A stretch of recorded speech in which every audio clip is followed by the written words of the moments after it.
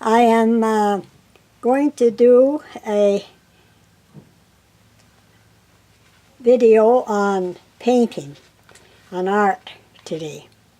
Now, what you see here is a small painting that I started to do in watercolor.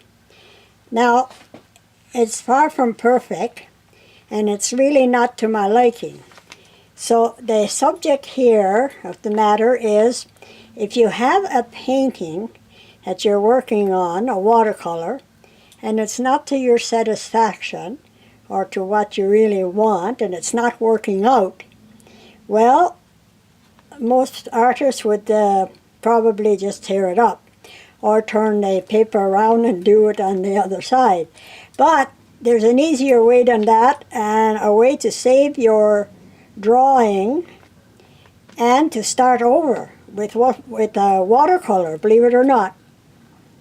And that is, you take your work and find a place. If you have a special sink, that's good. If not, they use your bathtub, and turn on the hot water tap on it and let it wet down the paper completely while you hold the painting paper and the painting under the water flowing from the tap. And it will wash off all of the paint and leave you with a ghost-like image of your drawing and painting. So you can start all over again. Now, mind you, once the paper is wet, it is soaking wet completely. So what you do is you put it on a very flat surface with the top, the painting up, and you take a soft paper or cloth and you sponge it off very carefully, and you end up with your image still on the paper, where you can, after you let it dry overnight, you can then rework your watercolor.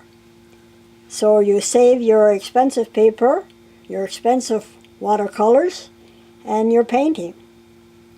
You can do that more than once before the paper gives out. So give it a try. Now I'm going to show you, I'm going to remove that picture there, and I'm going to show you what you end up with.